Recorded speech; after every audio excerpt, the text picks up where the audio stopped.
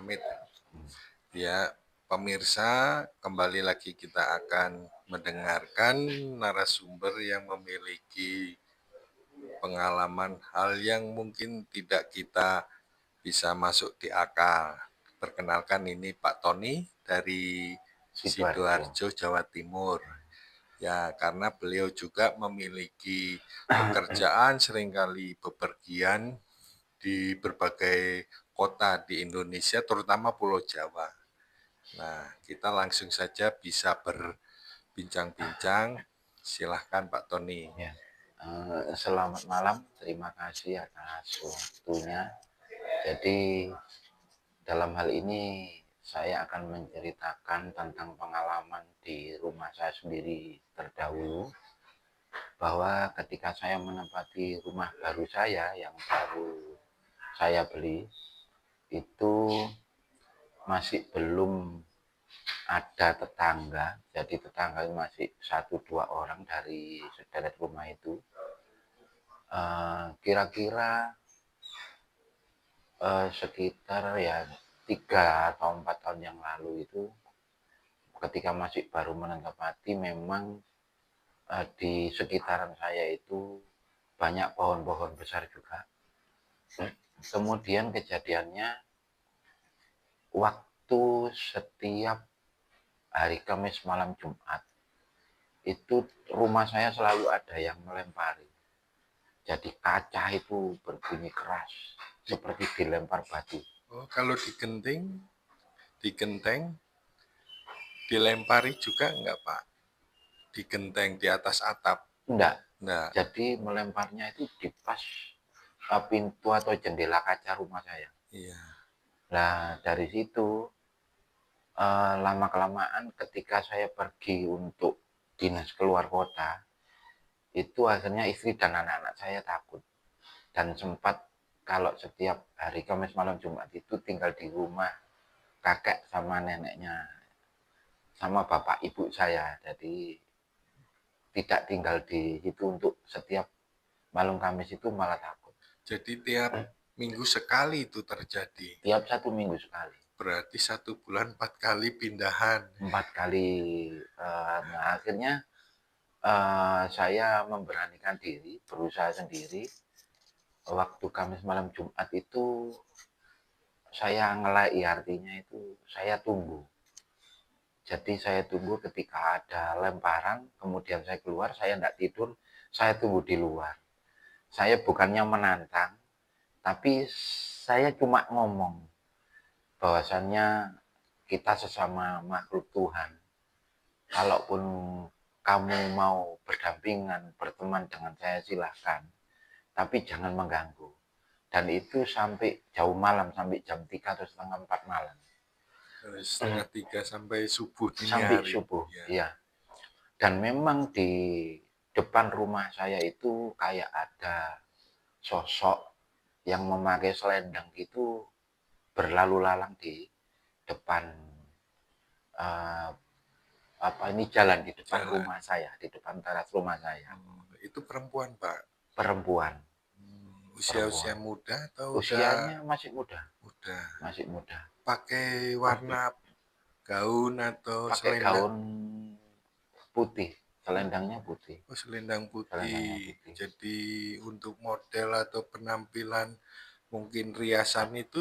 Riasannya kayak model-model kerajaan Jawa. Oh, kerajaan Jawa. Iya, kerajaan Jawa gitu. Jadi cuma saya lihat aja, saya juga tidak menantang, tidak menyampaikan hal-hal yang lain, ya seperti itu tadi. Akhirnya kemudian sejak saat itu saya coba setiap malam Kamis itu saya bakar dupa stik itu. Yang setik Yang setik, batangan? iya, yang setik batangan itu. Yang lidi maksudnya Ya, pemirsa. akhirnya di situ ya memang ternyata dari beberapa teman yang boleh dikatakan dia punya indera keenam lah, istilah indera kelima ya. Orang yang punya kemampuan seperti itu, pernah saya tanyakan, memang di lingkungan situ itu ada beberapa semacam siluman, semacam apa ini, Makhluk makhluk astral itu astral. ada. Jadi memang di situ sebelumnya itu memang boleh dikatakan hutan. Jadi sawah yang banyak pepohonan besar-besarnya. Seperti nangka, terus mangga yang sudah besar, terus luwe kalau orang Jawa bilang itu. Luweh itu buah nangka yang Yang masih mateng, yang sudah mateng mentah. mentah. Mentah, Ada luweh. ada jenisnya sendiri kalau luwe itu. Luweh untuk bahan makanan hidup Untuk yang masak, untuk yang masak. dimasak itu. Ya. Dan memang di sekitar situ juga ada teman-teman yang punya kemampuan itu melihat ya ada genderuwo juga ada pocong juga ada. Jadi memang dulu belum ramai. Jadi di depan rumah saya itu berupa lapangan yang ada rumputnya tinggi. Jadi semacam al-ilalang gitu yang agak tinggi. Kalau misalnya daerah Bapak rumah itu tetangga berapa rumah? Tetangga ada sekitar 8 rumah. 8 rumah jaraknya berdekatan. Berdekatan, mepet, Eh, dekat-dekat. Ya. Jadi waktu itu misalnya tetangga lain juga mengalami hal serupa tidak fenomena itu? Ada. Tetangga itu sebelah itu waktu punya anak kecil gitu, itu setiap jam 12 malam itu menangis. Lalu diobati atau tindakannya bagaimana? uh, itu pernah juga di ya, semacam diminta tolong sama sama kiai gitu kayak seperti itu kayak ustadz gitu. Akhirnya di gitu ya cuma didoakan kemudian diminta tolong untuk di ada acara selamatan semacam itu dibacakan doa-doa gitu Dan sembuh itu. dan sembuh akhirnya kayaknya kalau itu malah berpindah ke tetangga saya yang satunya. Oh, pindah lagi. Ya karena tetangga yang satunya itu kosong. Oh, kosong dalam Kosong arti. rumah itu sudah dibeli tapi belum ditempati. Oh, jadi lalu fenomena yang muncul dari rumah yang nggak ditempati Nah, itu ini gimana? akhirnya bapaknya ini yang sering melihat. Oh, Jadi semacam sosok putih itu yang melompat dari rumah itu atas, ke atas genteng gitu. Terus lompat ke tetangga sebelah gitu, lompat belakang rumah. Ya. Jadi perumahan saya itu di samping kanan kiri memang masih kosong berupa rawa atau oh, rawa ada juga, rawa, Pak. iya. Kalau Jadi rawa itu luas enggak atau hanya istilahnya itu genangan air ketika genangan hujan? air, nah itu enggak begitu luas jauh enggak. Tapi ada tetangganya yang sampingnya itu ada sebagian yang didikirkan rumah. Iya, iya. Jadi di seberangnya gitu. Tapi di sampingnya persis ini yang masih kosong. Lalu untuk sekarang bagaimana? Kalau situasi lingkungan apa masih seperti dulu atau udah mulai padat? Sekarang sudah mulai padat dan lampu-lampu sudah banyak. Alhamdulillah sekarang sudah aman. Aman. Jadi hal-hal seperti itu juga sudah hampir tidak ada lah sekarang. Juga ada musola di dekat situ, akhirnya dibangun musola, ada fasum lapangan gitu. Terus lampu sudah ada penerangan dan sudah banyak kegiatan. Lalu kalau misalnya sekarang masih terjadi sesekali tidak? Eh, Terjadinya itu sudah berpindah, tidak lagi ada di tempat saya karena pohon yang besar-besar sebagian sudah ditebang juga. Oh, jadi waktu penebangan itu ada dampaknya nggak untuk hal misalnya yang menebang itu terganggu atau jadi sakit? Ah, Pernah suatu hari itu ada tukang yang bangun rumah-rumah karena kita kan perumahan baru itu tentu ada tukang dari daerah Probolinggo gitu. Itu dia melihat di atas pohon nangka yang di depan rumah saya itu ada burung perkutut. Nah waktu itu ketika dia melihat hari itu besoknya coba mungkin mau kepingin nangkap uh, waktu menjelang malam. Nah itu waktu menjelang malam pas setelah sholat maghrib itu dia nyoba untuk nangkap manjat gitu.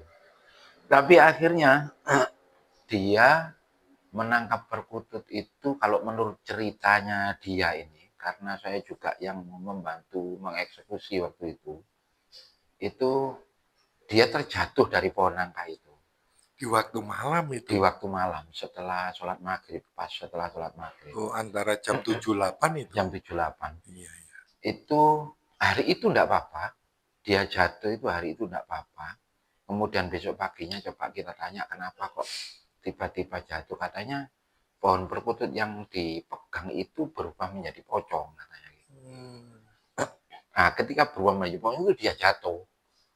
Setelah jatuh itu, malam itu dia mengalami tidak sadarkan diri.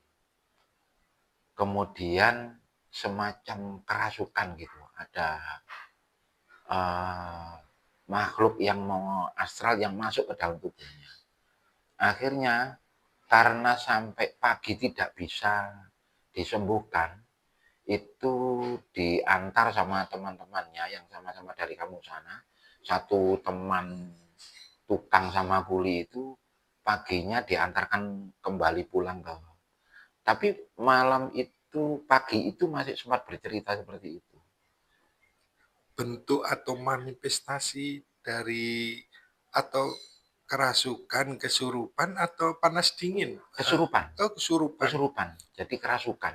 Bentuknya apa? Dibilang kalau diungkapkan yang memasuki wadah badannya itu Seperti anu, macan. oh macan. Ya, jadi gerak-geriknya seperti macan. Dia mengaum, menggerak, apa, ngerang-ngerang terus gitu semalam itu. Terus ya melotot, artinya meronta.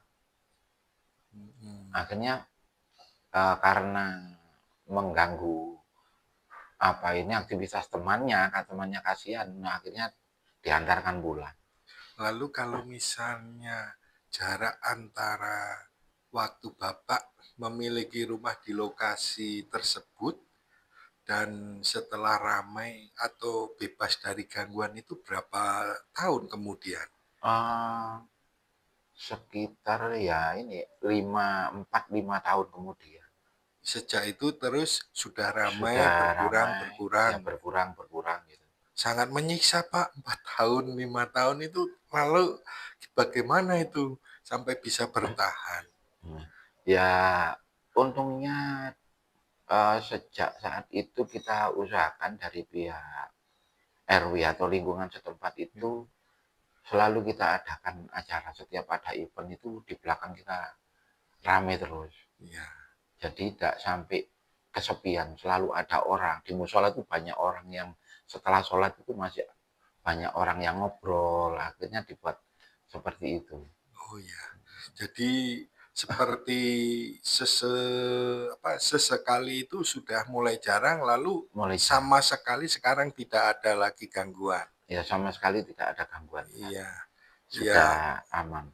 Bagus kalau begitu karena memang sangat menenteramkan dan nyaman. Nyaman sekarang. Iya, lalu untuk Pak Tony yang terakhir ini, Ya. pesan atau bagaimana untuk dari pengalaman Bapak itu yang bisa dibagikan ke pemirsa hal apa?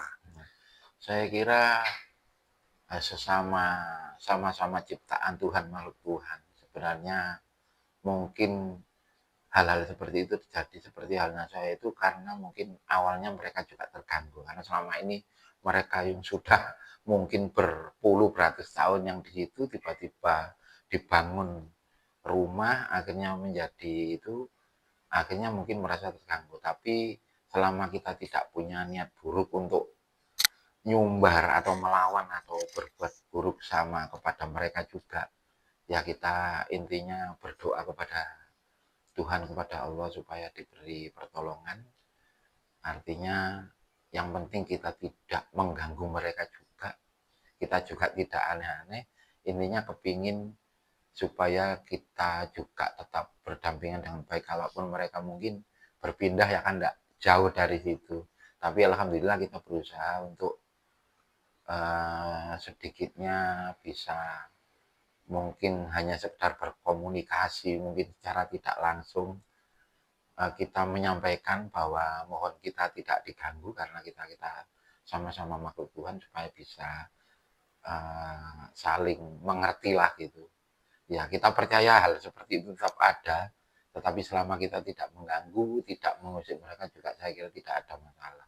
Kita baik-baik saja gitu. Baik, Bapak Tony dan pemirsa, karena ini kita ngobrol sudah jam 1 dini hari. Dan kebetulan besok Pak Tony akan kemana Pak? Besok Besok ke Semarang. ke Semarang, Provinsi Jawa Tengah. Dan kita sudahi saja untuk episode kali ini dan kita akan berjumpa di episode berikutnya. Terima kasih Pak Terima Tony. kasih. Ya.